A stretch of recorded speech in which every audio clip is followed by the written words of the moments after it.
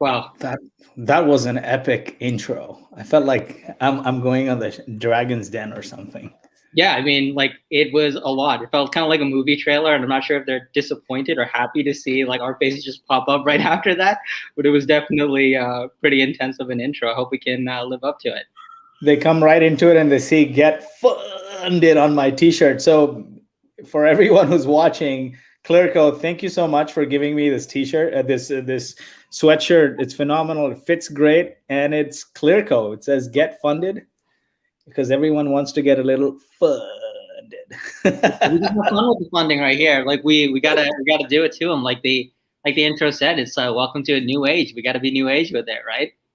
Definitely. I'm wearing all the gear, Clearco sweatshirt, the Boast hood, hat. I'm in it to win it. Let's roll. There you go. So hey everyone, my name is Kevin Savatis. I've been part of Clearbank for the last 2 years. Done pretty much everything under the sun. Lately, my task has been to help SaaS founders win and try to develop out financial products for them to help protect their equity and like get them to that next stage of growth. And I'm joined here by my boy Lloyd. Give him your intro. Definitely. Lloyed Lobo, co-founder at Boast.AI. Boast.AI's mission is to enable innovators to change the world. From vaccines to robots to clean drinking water, every dollar spent in innovation returns over 20 to the universe.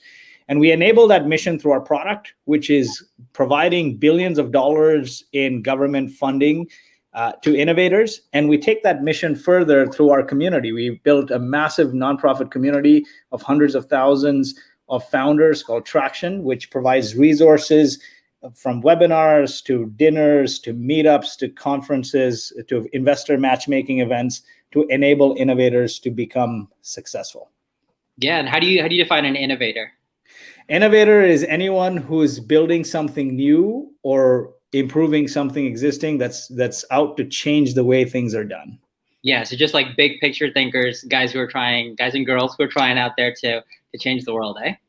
Exactly, man. My mission in life, and I always say, pick a massive mission or vision and something that you can never achieve, right? Like this is a grand vision, enabling innovators to change the world.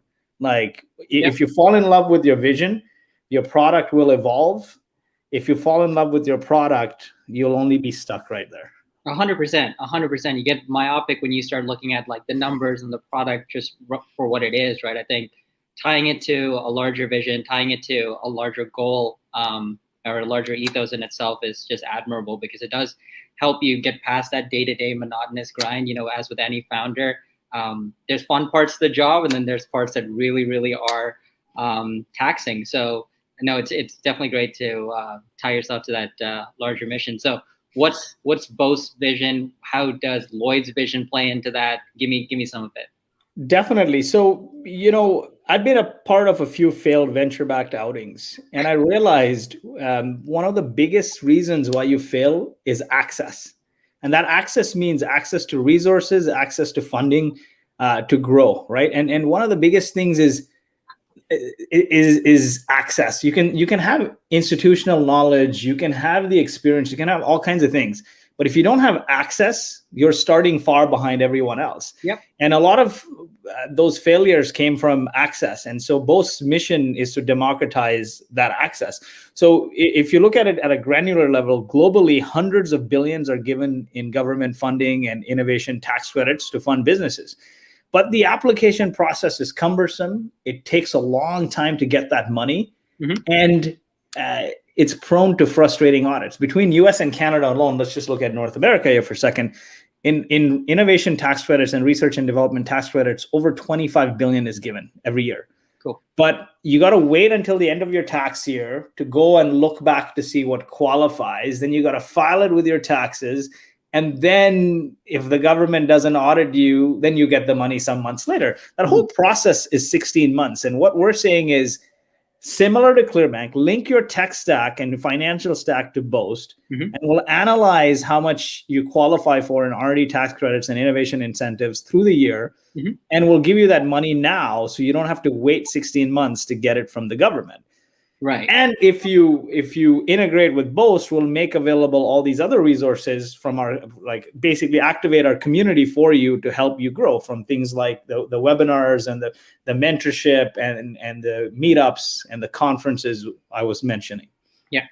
Yeah, no, that's great. Like, I mean, like 16 months is a long time, especially for like the companies that you and I are talking about. If we're out there to save the world or trying to do big picture things, especially at this exponential rate of technology, 16 months is a very, very long time to be, dealing with logistical headaches with the government and the whole deal. So dive into that process a little bit. Like, in terms of like connecting your stack, getting those credits, like what does that actually look like? Is that just kind of a one-time thing, or is that like an ongoing process? How does it work?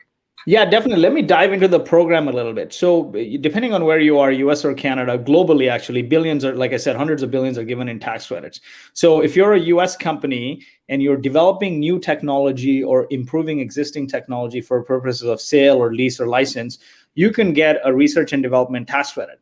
If you are less than 5 million in revenue and less than 5 years of revenue from their tax year, you can use that tax credit to offset about $250,000 a year in payroll taxes, which you have to pay anyway, right? You're paying 6.2% of each employee's salary as a Social Security tax. So what you do is you get that R&D credit and you can offset your payroll, Social Security payroll taxes. And if you're more than 5 million in revenue and you're profitable, then you can use those R&D credits to offset your income taxes owing. So that's how that money is there in the US. In Canada, if you are a small business or a SMB, rather, small medium enterprise, you can get up to 64% of your product development costs if it qualifies as a cashback. That is bonkers, right? Isn't it? Insanity. 64%? Yeah. So what happens is, let's say you're in Ontario, for example. Federally, you get 35 cents on the dollar. It's the federal R&D credit. It's called SR&ED, Scientific Research and Experimental Development. It's 35%. From the province of Ontario, it's 8% refundable and 2% non-refundable. And then for every dollar you spend on an engineering salary, R&D salary that qualifies, you get to claim 55. You get to claim 55 cents more. So it's for every dollar you spend on R&D, your claim is on 1.55, and then you apply the 10% from provincial, the 35% from federal, and it becomes a 64% cashback outcome, 64%. That is huge. Now, to qualify, the qualification criteria for US companies and Canadian companies is more or less the same. They want to see, are you developing new technology or improving existing technology? Are you basically expanding your company's knowledge base? The second thing is they want to know, did you face any technological uncertainties? Did you face any uncertainties that you couldn't resolve with publicly available information? So if you're taking like a third-party intercom widget and just slapping it on your website, or just building a straightforward Shopify store, likely doesn't qualify. But if you're integrating two systems or working on technologies that have uncertainties that you can't get to the end outcome with just like, I write some code, compile and run, then there is work to claim. So on the high end, maybe you're working on blockchain, you're working on new vaccines, you're working on maybe a robot, those kinds of things qualify. On the low end, you might be doing third-party integrations that, connecting systems that are not meant to communicate with each other. Let's say you're building a system to integrate with Walmart, but they have a legacy platform there from like 20 years, and the software there is not supported anymore, and now you got to write the communication protocol from scratch. Those kinds of things. Anything that you're building or improving that has uncertainties that can't be resolved with publicly available information is what is the key criteria. So the first thing is developing new tech, improving existing tech. And tech means like materials, software, processes, hardware, those kinds of things. You face technological uncertainties that couldn't be resolved with publicly available information. And publicly available information means I can't Google search the answer. If it's available for like If the solution is available for millions of dollars, well, that's not publicly available to you, right? Because you can't afford it. Yeah. If the competitor across the street is doing the same thing, that's not accessible to you. They're not going to share your IP to you. So it's like you can't resolve technological or uncertainties with publicly available information. And the third thing is you work through an iterative process to get to the end outcome. Success or failure doesn't matter. It's like I tried a bunch of things, I formulate a hypothesis, and I just moved closer and closer. If you failed, actually, it's better because it just shows that you didn't get to the end outcome. So if you Well, hit that, that.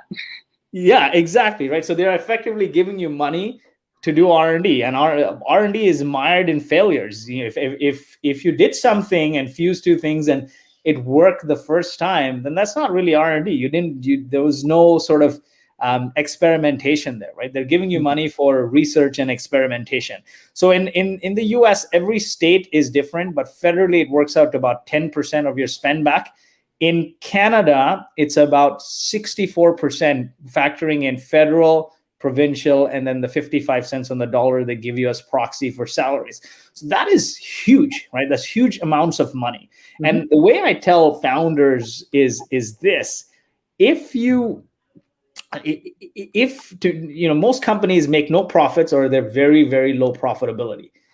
For every $100,000 or $50,000 you get, how much would you invest to make that net profit? Yeah. Like let's assume the average company is making like net profit of 5-10% or nothing, right? Like let's say it's 10%. Yeah. So to get $100,000, you would spend so much money because you need to do $1 million in sales. Yep. So here the government's giving you this money, but it's mired in red tape and huge time frustration. So if you can get that money sooner, it's like, in a way, I tell people that we're giving you free money from the government. Yeah, I mean, it's almost like you're like pulling the future a bit for these companies, right? By unlocking this capital up front, they're able to invest today to build that tomorrow, whatever that looks like, right?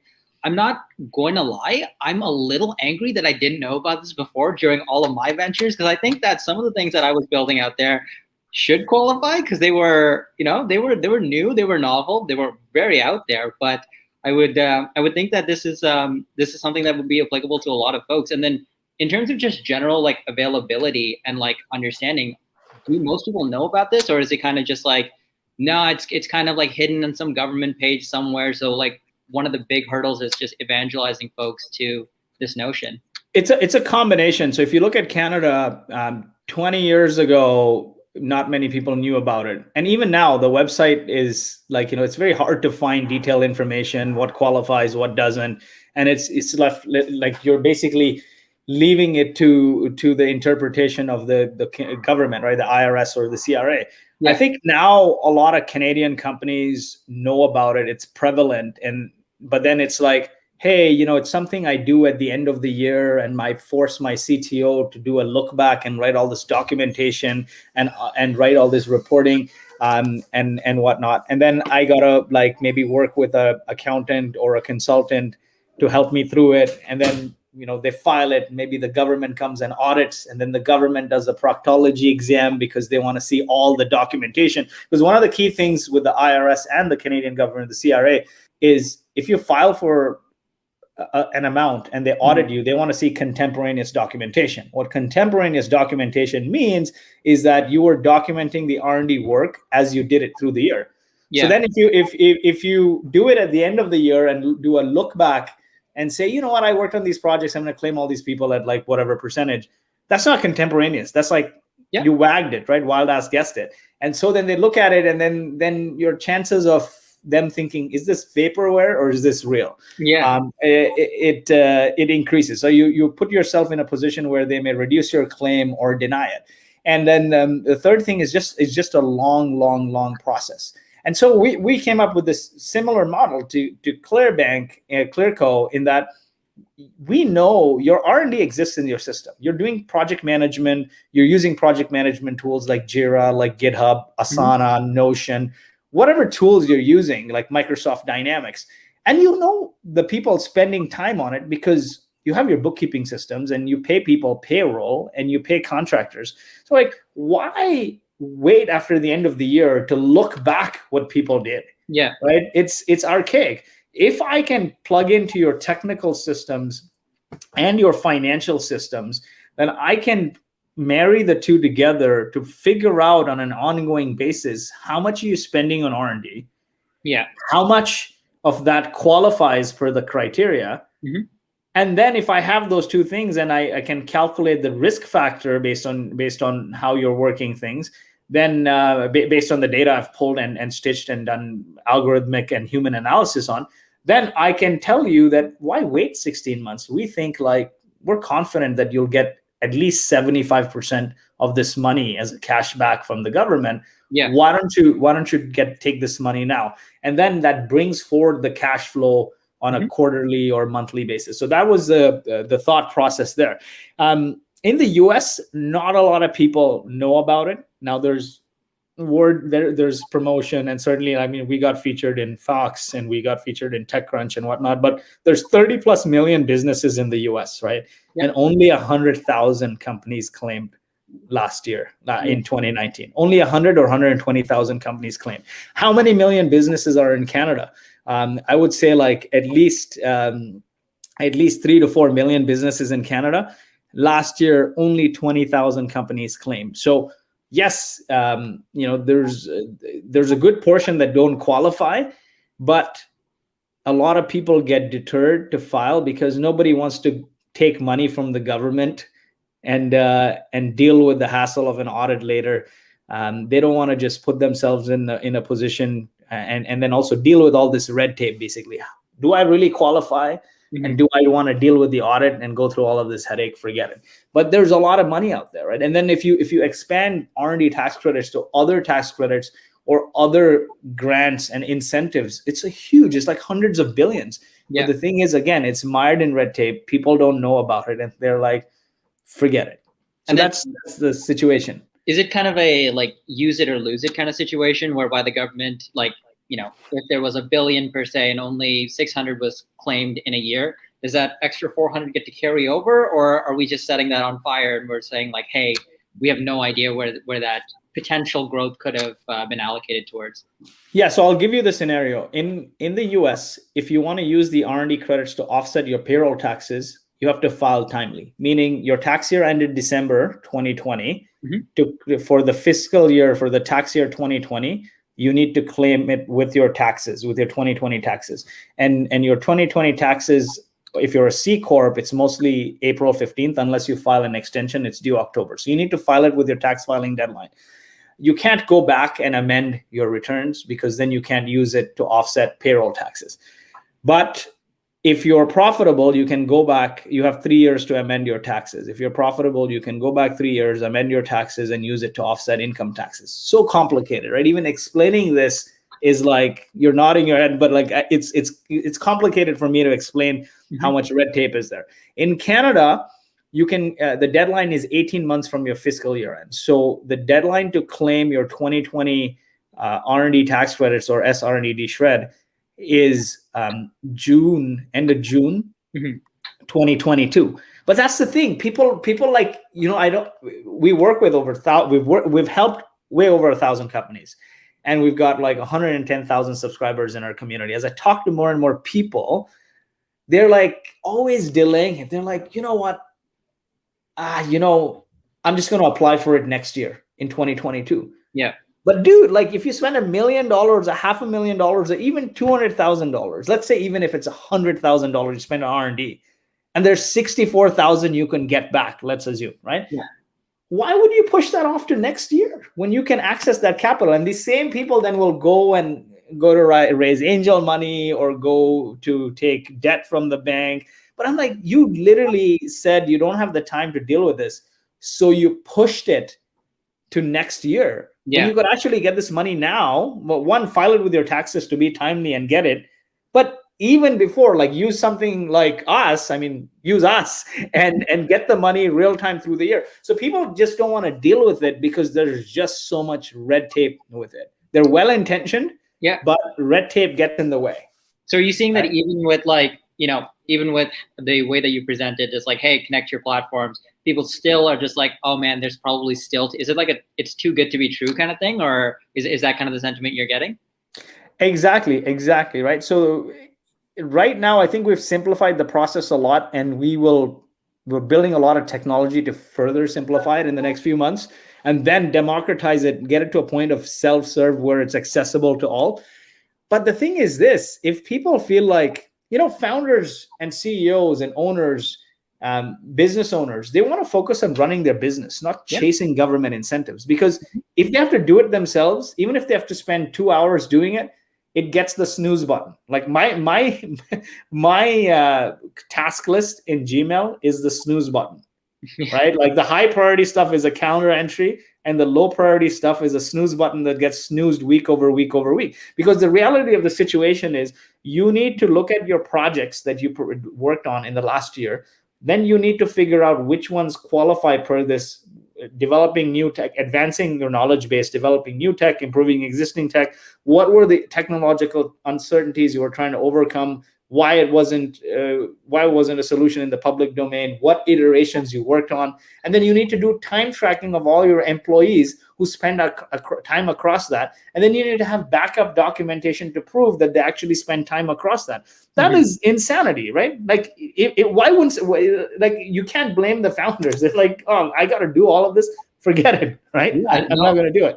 100%. I mean, I'm sure that if we have any engineers watching this, I'm sure their favorite part about the job is definitely all the literature and documentation that they have to write, not getting into the code, right? So it definitely makes sense. But I guess like to your point about like still having to go out and raise like angel or VC money, that itself takes a lot of time. Like, it's not simple to go out there and raise capital via, a VC or an angel. So I guess it's really about like, getting people acclimated with the idea that this will save you time now, and it's like instant, just connect your accounts kind of thing. And, we can get that process started like today. Exactly, right. And what I tell founders often is, you got to focus, your number one priority is getting customers and focusing on growing your business, right? And a lot of people like to go on the VC hamster wheel, right? Like, I want to raise money, and then they run this process and they say, find me VCs. I want to raise VCs. I want to raise VC money. I want to raise angel money. What happens is, if you treat people like a transaction on the way up, they're going to treat you like a transaction on the way out, right? On the way down. And like, running this sort of 2-week, 3-week, 4-week process is great when everything is on the up and up. But optimize for the relationship. Find the best partner you want. And as a founder, you owe it to your customers and your team members to optimize that capital stack, so you maximize your ownership in the company, so nobody can dictate you around, right? Nobody can make decisions for you. So some of that is likely angel money. Some of that is VC money. Some of that is venture debt. Some of that is SaaS financing, what you guys provide. But as a founder, it's your job to maximize your equity and your ownership, and leverage a holistic picture to build your capital stack. Like SaaS financing that you guys offer is phenomenal, right? I can calculate what my ARR is going to be. I'm going to use that and get a multiple on it to finance my company right now. People don't realize, but like, debt sounds like a bad word, but it's cheaper than equity in the long 100%. Run. Especially if you believe in your own product, right? And I like, to your point about like founders going into it, typically a founder goes in to create their new idea because they didn't want someone telling them how to run their business, how to create the solution, how to change the world kind of thing, right? But then you get on this like, and again, I'm not bashing VCs, they're great for what they do, but getting on this like treadmill of like, okay, the next most important thing to me is like, how do I get to the next raise? How do I get to the next raise? And how do I sustain myself that way? You're really going against the antithesis of a founder, whereby you were really looking for a way to, break out, do something like with a lot of innovation, and then now you're kind of back in the rut where someone is telling you how you should kind of craft your own idea, which is odd, to say the very least. Definitely, right. And one of the most important things is to make sure that you are in it as a founder. The biggest outcomes from Shopify to Clearco to Airbnb are all founder led, right? And if you put yourself in a position where you've given up so much that you lose motivation, then it's not a good outcome either, because the vision is mostly in the founder. Look at the biggest outcomes of the last decade, right? Or go back. Most of the biggest outcomes are founder led. So it's very important for founders to stay involved. And the best way to do that is to make smart decisions, to understand finance, and to make sure you're maximizing your capital stack. And also to understand the motivations of the partners you get into a relationship with, because life and business is a marathon. It's not a sprint, right? Like whatever partner you pick, you're going on a long-term journey with them. Mm-hmm. And so it's very important, even before you embark on this, I need to raise money, you need to step back and think through, what is the kind of company I want to build? Yep. How much money do I want in my bank account? Is there a version of the company ever that I don't want to work for? Mm-hmm. Why do I want to raise money? What is the argument for and against raising money right now? Yep. So when you're starting out, you just need a little bit of money. And maybe that's your credit cards. That's what we did at Boast, Alex and I. Maybe it's your credit cards. Maybe it's your sweat equity to validate the market, right? Mm-hmm. Just to validate, talk to customers, validate the idea, get some beta out there. Small amounts of money will get you like 16, 18 months to do a yay or nay on the business, like 2 years, right? Validate the market. When you have like some validation, maybe it's 10 unaffiliated customers that are not your sort of mom and dad and friends that are buying from you. Let's say you're in the B2B space. Yeah. You can go and raise a seed round, right? Like maybe a couple 100,000, you can raise a seed round or less. You got customers paying for you. They love the product. You've validated the market, right? And you have a massive pipeline building up. Mm-hmm. Then you can raise a seed round, and your seed round is like, hey, help me get to product market fit. Like really help me. And product market fit is customers come to you for one kind of product through one kind of channel, and they stay. And every time they want to consume that service, they keep coming back to you. So you have good retention, mm-hmm. like very, very high retention, and you have decent conversion. Then, let's say you get to, $500,000 to $1 million in revenue, you can go and raise the next round of funding, the Series A. But now I'm giving you sort of the venture route, right? And this is not the only route. You got to realize, if you're going after traditional VCs, they want to invest in every company that will return the whole fund. They got a several $100 million fund. They've raised money from institutions and LPs. They need to return that fund, and so they make big bets. And the problem is when you go down that route and you've not answered your questions, like, what is my personal definition of success for the company? How much money I want in the bank account? Why am I raising money? Like, money is a means to an end. It's not an end in itself. Yep. And that's why, all the press and the media have hyped up the whole venture route. And now folks like Clearco and us, we're bringing hype to the non-dilutive capital space. And it's like, as a founder, you got to realize, like, what journey do you want to go into? Like, mm-hmm. if you raise VC money, you got to realize that how much money they want to make from this, right? And if they want to return their whole fund, then you got to realize, is this even possible? Am I even signed up for this? Yeah. Right? So I often tell founders is focus on getting customers, get beta, get customers to pay for it, leverage grants, leverage tax credits, leverage non-dilutive capital. But when you have a little ARR or MRR brewing, then leverage folks like Clearco, use their SaaS financing, use revenue-based financing, use these tools, mm-hmm. right? Because you can't fund a company that have nothing, right?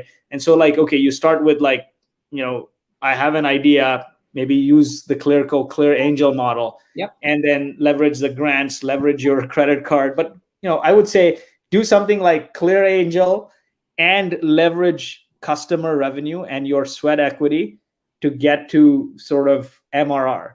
Right? Yeah, for sure. I mean, like once you're there, then it's kind of almost like a self-fulfilling prophecy, rather than going down the VC route. And again, not to bash VCs at all.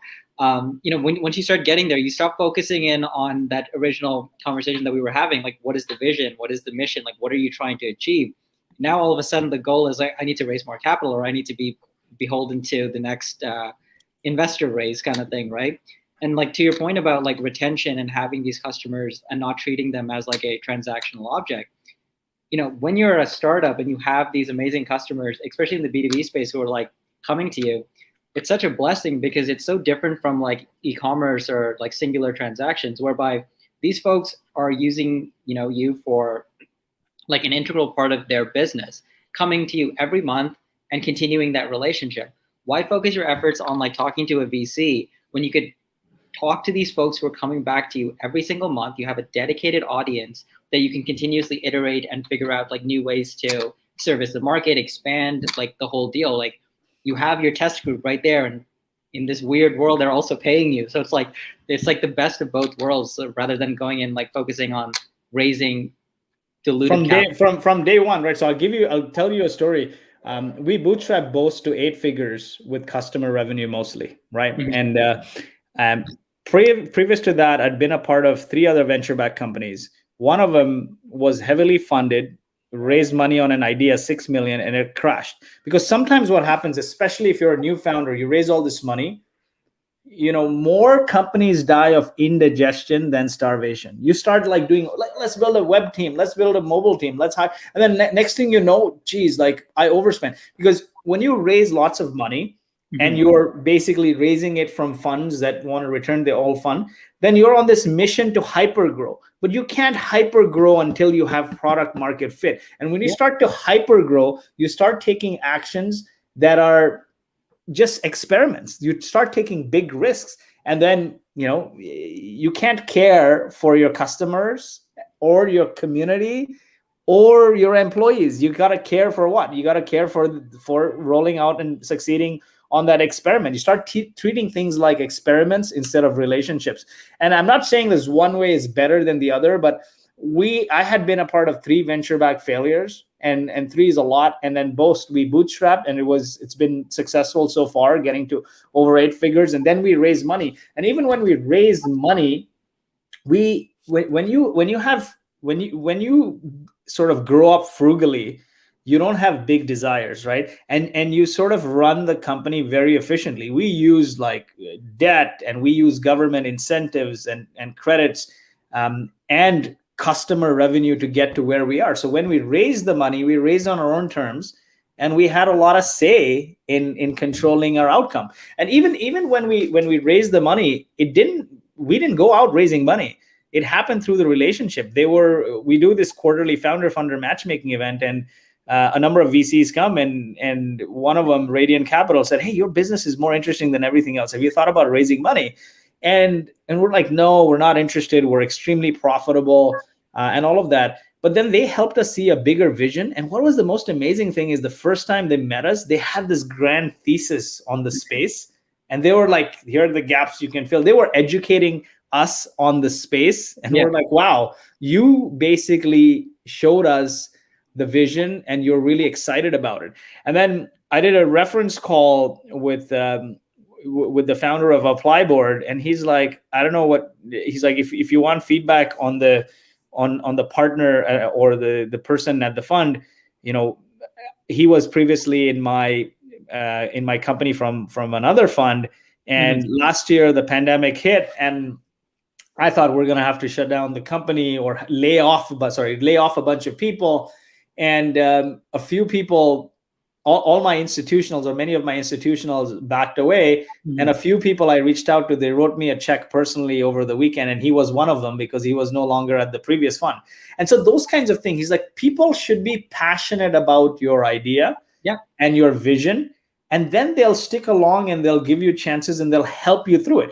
Our investors have been instrumental in helping us recruit some executive talent. We brought in our CTO, came from 12 billion market cap tax software company Avalara. Our CMO has come from 4 exits, 1 acquisition. Our board member Lori is recently sold audit software company Galvanize for $1 billion. That doesn't happen with 2 founders alone. Yes, you have a great community, they know us, but like it's a sort of I guess it takes a village, right? And your investors' social proof and what they do, like it's a sales job. Like everyone's working to sell customers, to sell key employees, those sorts of things. So I say always, like, focus on the relationship. If you don't have to take equity money early on, don't. Like, focus on getting to product market fit with customer revenue, something like Clear Angel, grants, tax credits, those kinds of things. Mhm. And then the next phase, if you can, use something like MRR financing, leverage R&D financing, R&D tax credits. And then you're at a point where you're a few million in revenue. And then make sure, if you're picking VC and you want to go that big route, meaning you see the vision to $1 billion, hundreds of millions of dollars, then go down that path, but collectively maximize your capital stack with debt, with equity, with tax credit, so you're not giving up a lot. Yeah, for sure. I mean, it's just like positioning yourself so that when you do choose to go down that route, you're in the best position possible, right? It's you look around the table with the VCs or the investors that you've brought on board, and sometimes you see that, okay, this person owns 10%, this person owns 5%. But when you look around 10 years from now, and you look around this table of like all the people that own your company, did they legitimately contribute 5%, 10% to the actual business, right? And I think it's super important to be protective of that equity so that when you go out to raise, or when you go out for that big bet that VC is supposed to fund, you're in the best position possible. Definitely. Awesome, man. I mean, you've dropped a couple of bars in here. You're looking like a hot rapper coming through. I'm super excited to do this again. I'm sure we're gonna have a ton of fun and have a couple more nuggets of wisdom. Awesome. Yeah. So if you want to learn about R&D credits, just go to Boast.AI and / Clearbank -R&D credit. And Clearco's SaaS financing is phenomenal. They have Clear Angel. So check out. I have a link. I should drop it somewhere. There's the Clearco Boast partnership link, so you can sign up through that. And if you want to sign up for Boast, sign up through the Clearco Boast partnership link as well. We both offer great resources, and we're both on a similar mission to help innovators change the world through resources and money. That's well said, my friend. Awesome. Thanks for having me, Kevin. Love and peace.